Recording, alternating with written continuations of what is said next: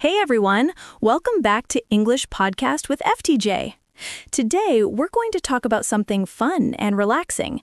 Vacation, tropical beach, palm tree. Oh, yes, vacation. When I hear that word, I just think about sunshine, beaches, and no stress at all. Exactly.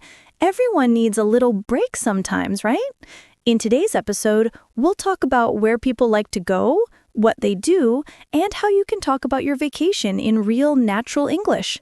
That's right. We'll use simple and useful phrases like, I'm planning a trip, I need a break, and let's go somewhere nice, so you can sound more natural when you talk with your friends. So grab your coffee, sit back, and imagine the sound of the ocean, because we're about to start our vacation conversation.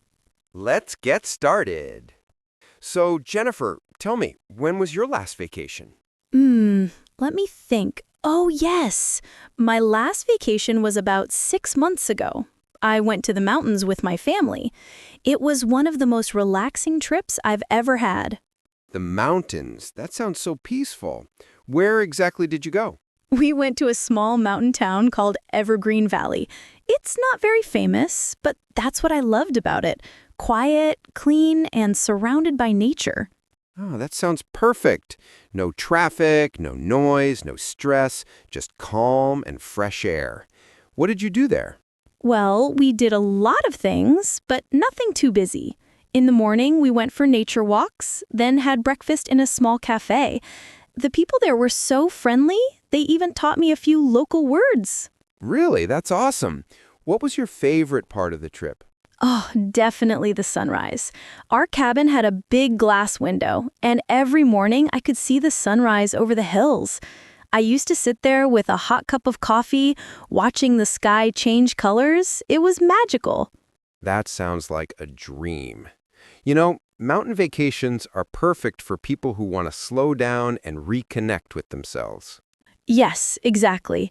Sometimes life feels too fast. Work, deadlines, messages. A vacation helps you pause and breathe again. I totally get that. For me, I prefer the beach over the mountains. I knew it. You look like a beach person, always ready for sunshine and waves. I totally get that. I love the sound of the ocean, the smell of the salt, and that warm sand between my toes. Just lying under the sun with a book or swimming in the sea. That's my version of paradise. That sounds so relaxing. Beach vacations are great when you want to feel free and happy. Totally. And the best part? You can wear comfortable clothes, eat ice cream every day, and nobody cares. True. Vacation calories don't count, right? Exactly. That's the rule. So, Jack, when you plan your vacation, what's the very first thing you do? Good question. Usually, the first thing I do is check my budget. You know, how much money I can spend on flights, hotels, food, and shopping. Once I know my budget, I can decide where to go.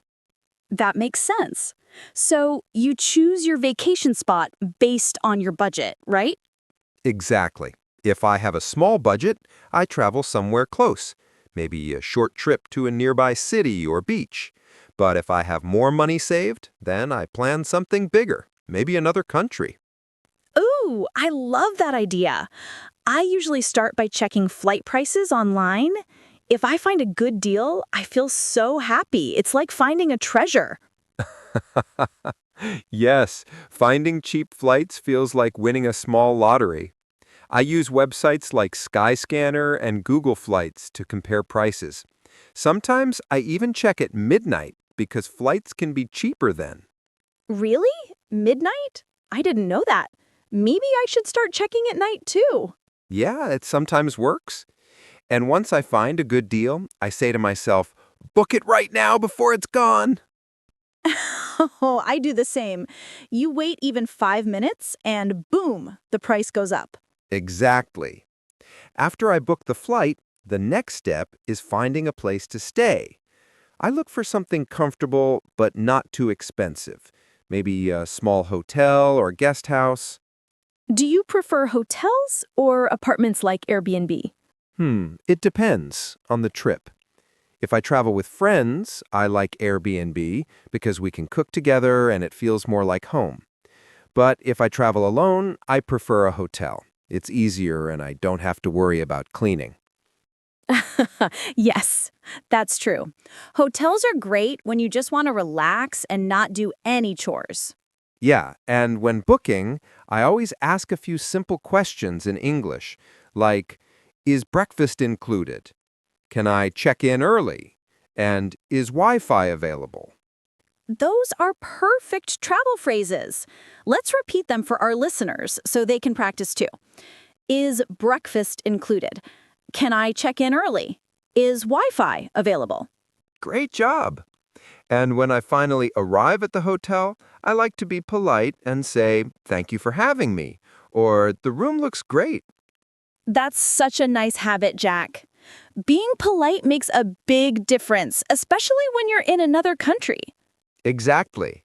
When you show kindness and respect, people are more helpful, and your vacation becomes even more enjoyable. Totally. So, planning a vacation isn't just about tickets and hotels.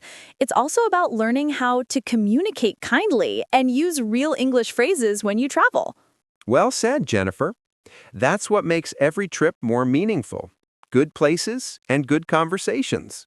Now that we've talked about planning a vacation, let's discuss what you can do during your trip and useful phrases for real situations. Yes, vacation is not just about booking flights and hotels. It's about fun, food, and exploring new places. Let's start with activities. When I go on vacation, I love walking around the city, visiting museums, or just relaxing at a park. And I love beach activities, swimming, surfing, building sandcastles, even just lying in the sun with a cold drink. Haha, Jack, you really are a beach person. But both activities are great. You can choose what makes you happiest. Now let's talk about food. Trying local food is one of the best parts of traveling. Some useful phrases are, can I have the menu, please? Or, I'd like to order this dish. And, do you have vegetarian options? Yes, and if you want to ask for recommendations, you can say, what's your most popular dish? Or, what do you recommend? These phrases are very common in restaurants. And don't forget, could I have the bill, please, at the end? Another important part of vacation is asking for directions. Some simple phrases are, excuse me, can you help me? Or, where is the nearest bus stop? Or, how do I get to the museum? And if you don't understand, you can say, could you say that again, please? It's polite and natural, and people will usually help you happily. Meeting new people is also fun. You can say simple phrases like, hi, my name is Jennifer. What's your name? Or, where are you from? Or, have you visited this place before? Exactly. These small conversations make your trip more exciting and help you practice English naturally. So today we learned a lot. Activities, food phrases, asking directions, and meeting people. Using these phrases will make your vacation easier, more fun, and more natural. Yes, and the best part, you get to practice English in real life while enjoying your trip. It's a win-win. In the next part, we'll talk about how to end your vacation politely and say goodbye naturally, so you leave a good impression everywhere you go. Stay tuned for part 5. In this part, we're going to talk about sharing your vacation experiences and making your stories sound natural in English. Yes, talking about your trip is fun and also a great way to practice real English. You can share places you visited, activities you did, and even funny or unexpected moments. Let's start with activities. You can say, the best part of my vacation was... For example, the best part of my vacation was swimming in the ocean every morning. Or, the best part was hiking in the mountains with my family. Even short sentences like these make your stories sound natural and clear. Another fun topic is food. You can say, I tried a new dish called, it was delicious, or I've never tasted anything like it before. You can also add, I couldn't stop eating it, or I want to try it again next time. These phrases make your conversation more lively and fun. Meeting new people is another exciting part of vacation. You can say, I met some amazing people, or we explored the city together. It was so much fun. Sharing experiences like this helps your English sound friendly and natural, and it's a great way to practice speaking about real-life situations. And sometimes things don't go as planned, like missing a bus, taking a wrong turn, or waiting too long for a tour. You can describe it naturally with phrases like, we got lost, but it was an adventure, or the bus was late, but we had fun waiting. Yes, even small problems can turn into fun stories. It makes your conversation more interesting and real. So, in part 5, we practiced sharing vacation memories, favorite activities, food, meeting new people, and even unexpected or funny moments. Exactly. Using these phrases will help you sound natural and confident when talking about your trips with friends, classmates, or in an English conversation class. And the best part, practicing these stories now will help you use them naturally the next time you go on a trip. Yup. Talking about your experiences is one of the most fun ways to practice English and share your memories. We've had such a fun journey today, talking about vacations, activities, food, meeting people, and sharing your experiences in English. Yes, vacations are not just about the places you visit, but also about the people you meet and the experiences you have. And practicing English during your trips makes it even more exciting and meaningful. Before we finish, let's review some key phrases we learned today that will help you talk about your vacation naturally. The best part of my vacation was, I tried a new dish called, we got lost, but it was an adventure. It was great meeting you. Thank you for everything. I had a wonderful time. See you soon. These phrases are super useful, whether you're talking to locals, friends, or classmates. Using them will make your English sound natural, polite, and confident. And here's a tip for practicing. Even if you're not on vacation, you can pretend to share your trip with friends or record yourself talking about a day trip or a fun activity. This will make speaking English much easier in real situations. Absolutely. And don't worry if you make mistakes. Every time you practice, you improve. The key is to keep talking, keep sharing, and keep enjoying the process. Another important thing, be confident and polite. Even short phrases like, it was great meeting you, or thank you for everything, can leave a really good impression wherever you go. And don't forget the fun part. Enjoy every moment. Take pictures, try new food, meet new people, and share your stories in English. It makes learning fun and real.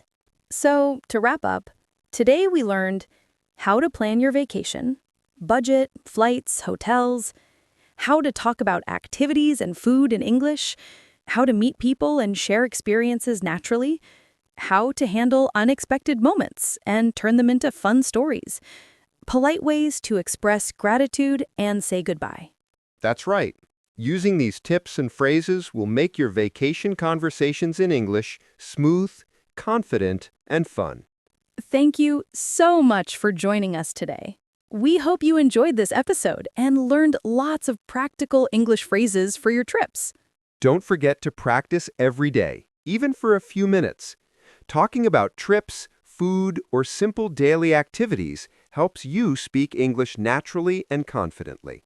And remember, every small step counts. Even if you start with short sentences, you're already improving your English skills. Thanks again for listening, everyone. We can't wait to meet you in the next episode of English Podcast with FTJ. Bye for now. Keep practicing, enjoy your trips, and have fun speaking English every day.